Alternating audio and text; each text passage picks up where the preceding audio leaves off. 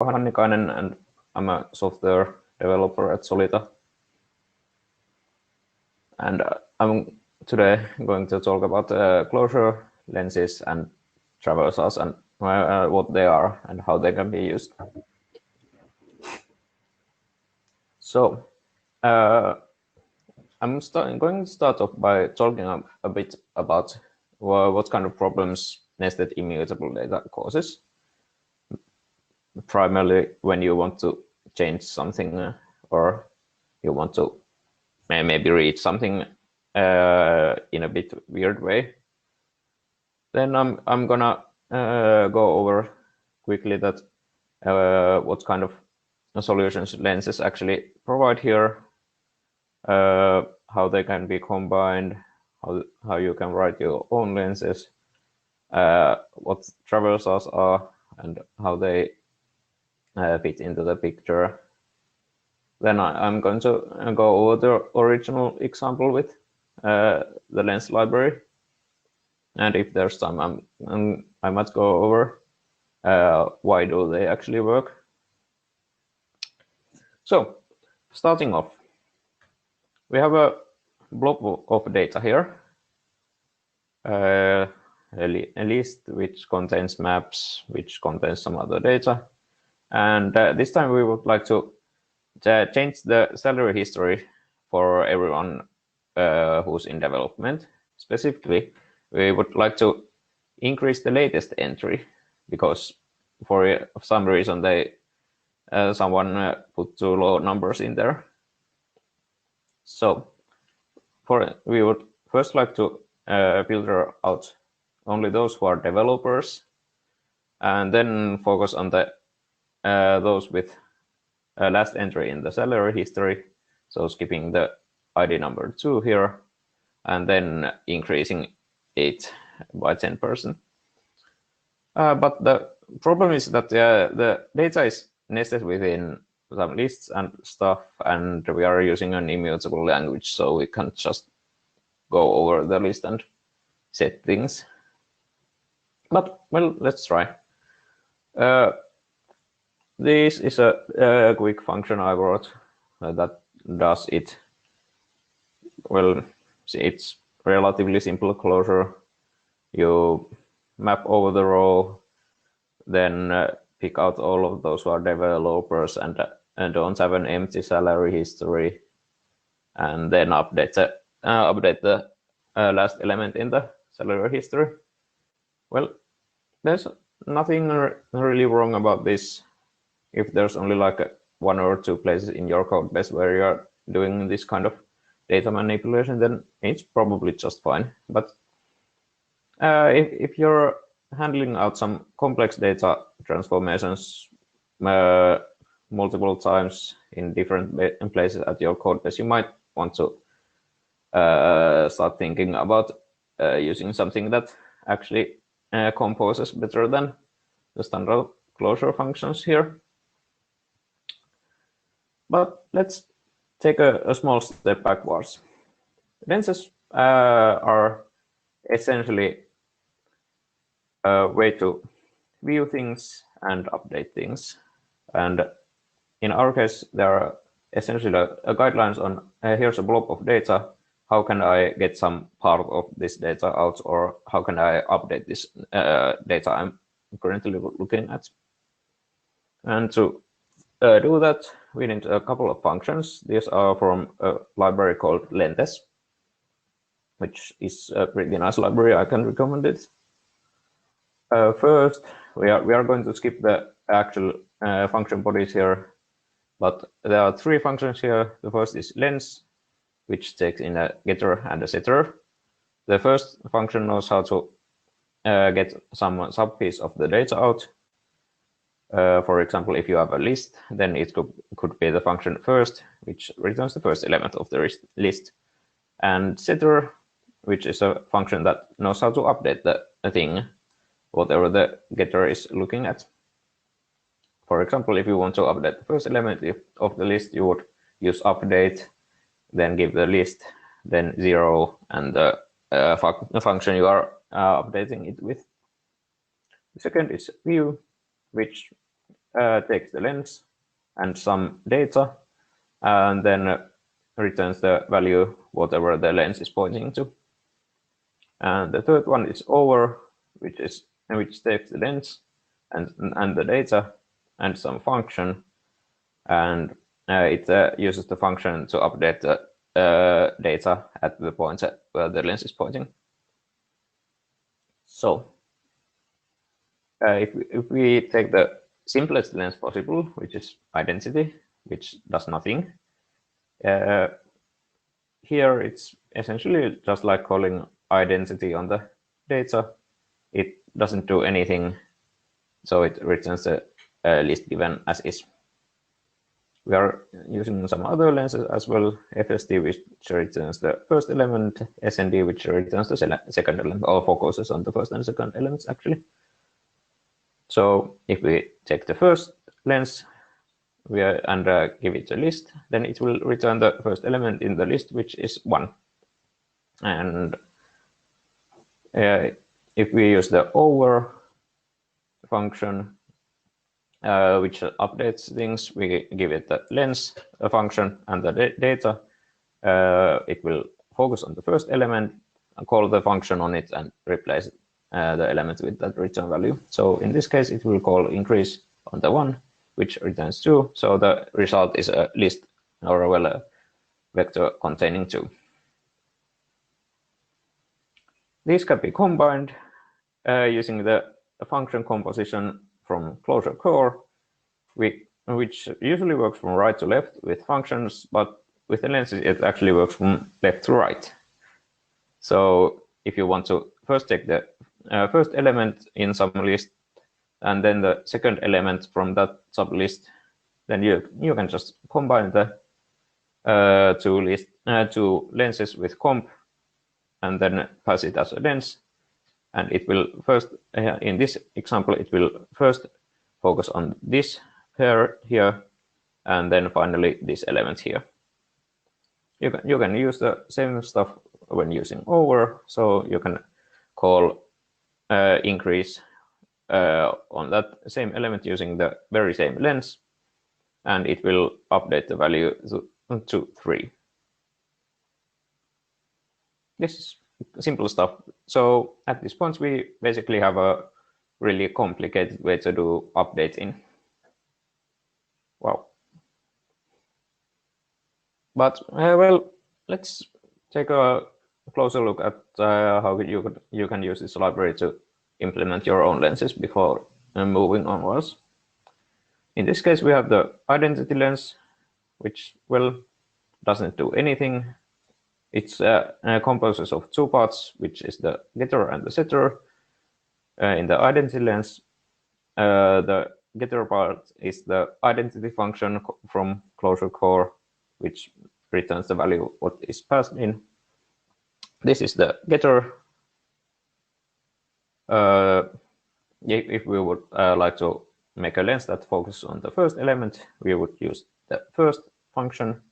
If we would like to focus on some key, for example, in a map, we would use the get function, or we could also use the keyword directly here. The second part is the setter, which looks kind of interesting, but essentially it just takes in a state and a function, and then it calls the function on the state. Because in the case of identity, when we want to replace the value with whatever the function returns, so we just want to call the function with the state. With some a bit more complicated cases, for example, first, we would pass in a lambda which takes in the state as the first parameter, the function as the second parameter, and then calls update on the 0th element, which is the first element in the list. And then it will use the function to update the value to something else. That if you would use some keyword or some other key, you would just pass in the place of the 0. But well, all of these have been focusing on single things at the time. So we had lists, so we could take the first elements out or something like that. So if we want to look at multiple things at once, for example, we want to update all of the elements in a list, well, or we would like to return some key from a list of maps, then, well, ID returns only single things, so we just can't use it with when we want to return multiple things at a time. So traversals are the key here. Unfortunately, we can't use the view function here because it just doesn't work with traversals, which instead of lenses point to multiple things at the time. But actually, since over what it does, it takes in a function and state and updates it somehow. Well, that sounds like it could take a traversal in, which it actually can. And you can actually use lenses if you don't want to ever view things, but only change them. Then you can actually just use lenses and hope that no one is trying to read multiple things. So we take in a couple more functions. In this case, the traversal, which is the same as lens, but it's for multiple values at a time. To list of which is the same as view, but for multiple things at a time. And let's implement some traversal, for example.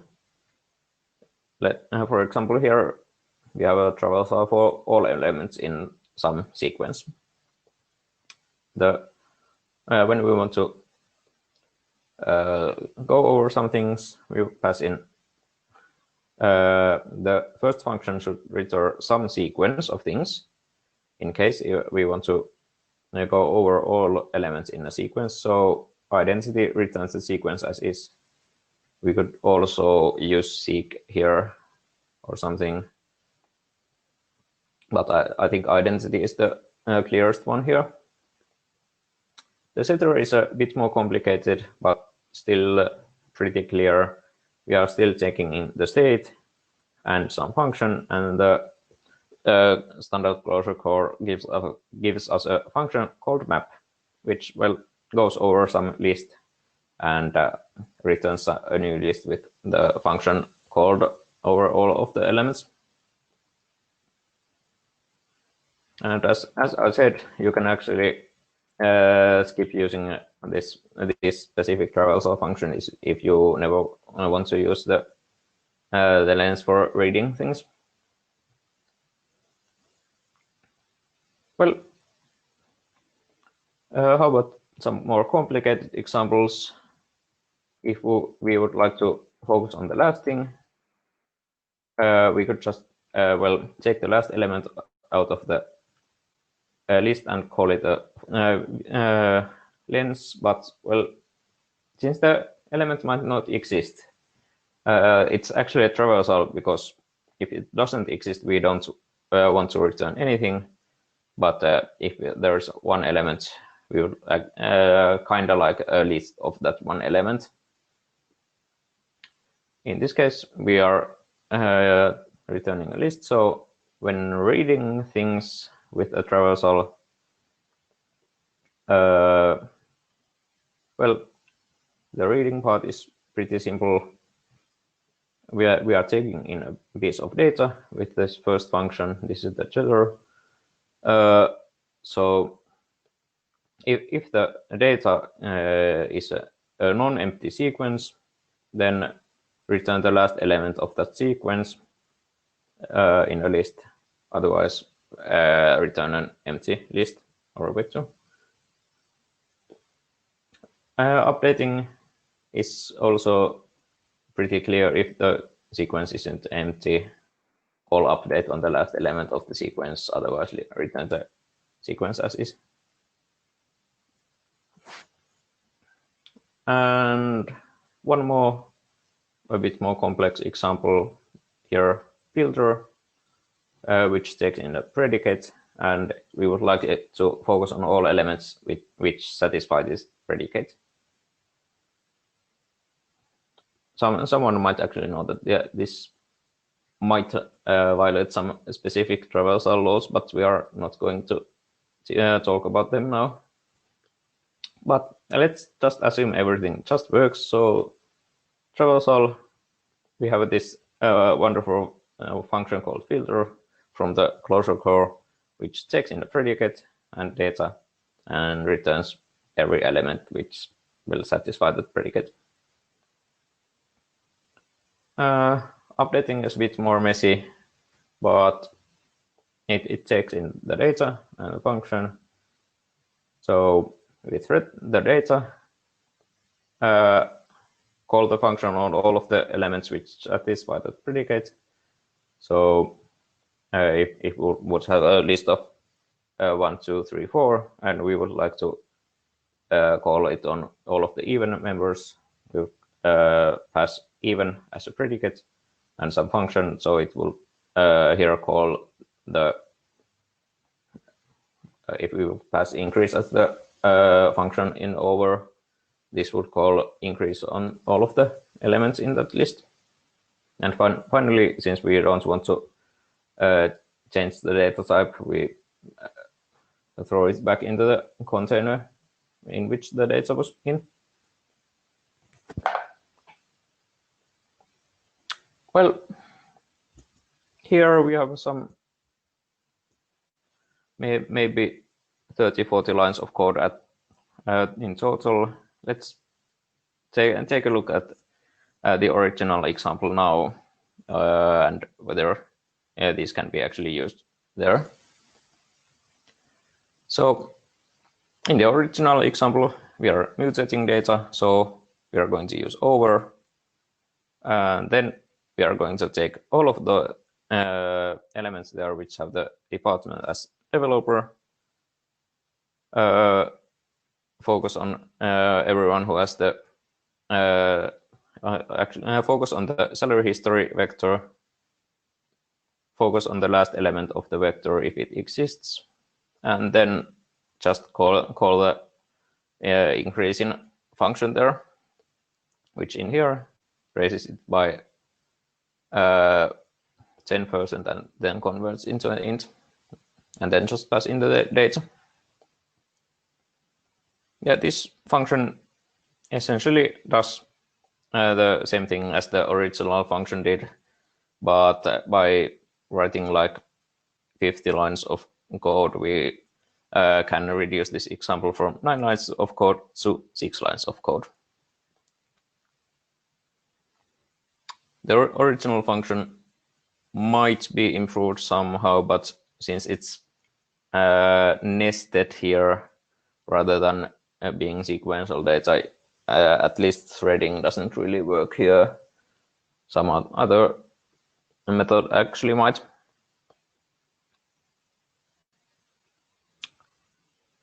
So here was actually a quick peek at the lenses in like 20 minutes or so.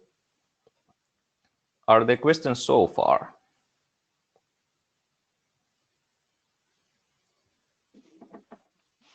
Thanks for the presentation. There are no questions in the chat, but I can try to come up with something.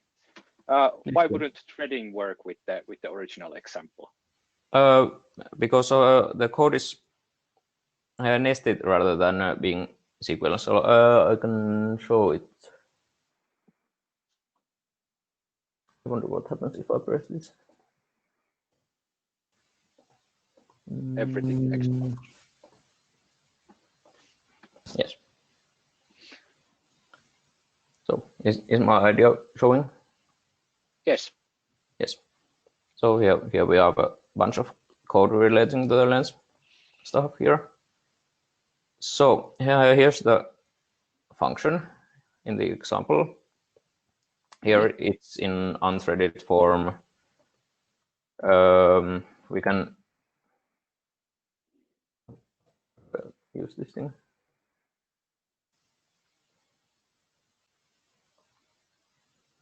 We can thread it at least like this, but and since the map function still needs to take in the function as an argument, and then this one has to call the conditional, at least I don't see a way to actually make this any clearer here. Yeah, because you have to carry the whole thing there. I was just thinking something at first filter and then map and then chunk it to the somewhere, but yeah. But actually, yeah, I kind of liked the traversals abstraction. It looked quite effective, and I guess that it is very general, and you can use it pretty much anywhere. Yeah, there are some people probably who in the audience who actually know better than me about them, but we actually had this kind of a problem in our code we are doing in our project we are currently developing. We had some data which was nested in a list, and then there was a map and then another list, and we would have to do some updating like this. So I ended up reaching out for a lens library at some point. But still, if you have this at like only one point, it's probably just better to write it like this, or probably in the unthreaded form.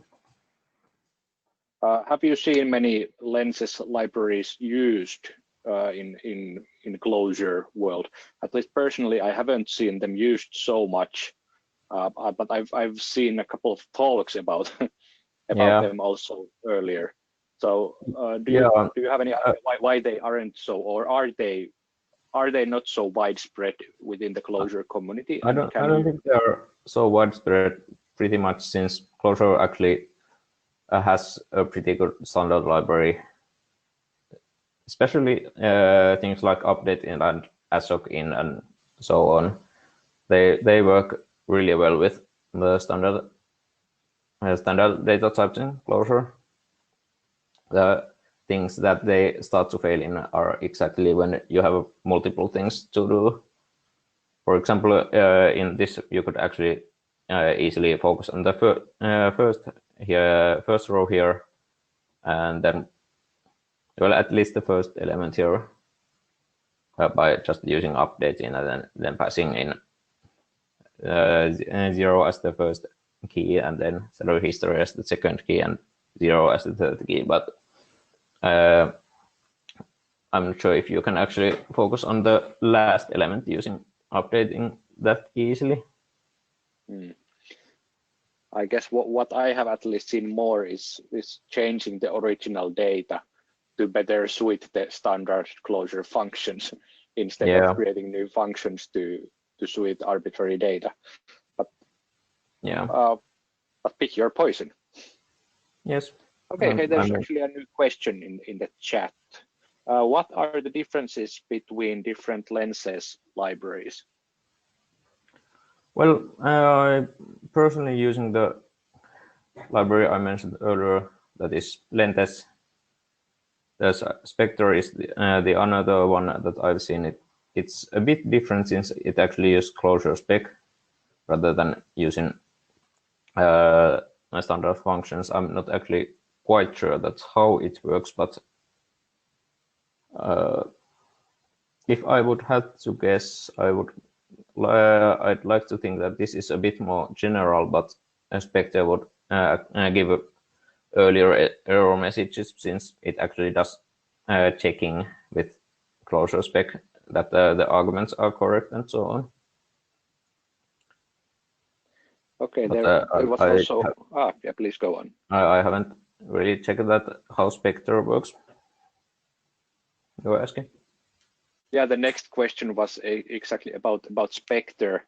The question was that is this pattern used by the Spectre library, or is it different? but I think you already mentioned that you don't exactly know. But how do you see is the Inspector like a pure lenses library, or is it something else? I personally have a. I'm not exactly sure, but if I have understood correctly, and I haven't dropped off the meeting, have I? I think you are here, but the Okay. image is frozen. Okay, good. So, if I understood it correctly, it's more like a safe way to access some keys in a map and doing that in a ergonomic way. While this example I've used it is more like having a powerful way of doing things, if not that safe. If we were using Haskell or something, we would have best of both worlds at the cost of some error messages.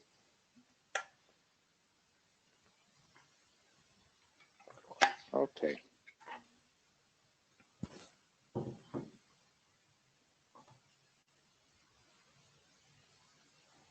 There's a comment that Spectre solves very similar problems as lenses. Yeah.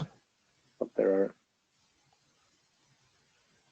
there are not more questions there anymore. Okay, Mikko, if you have some commentary about the subject, you can also open up the mic and start discussion now, since there are no other questions and comments.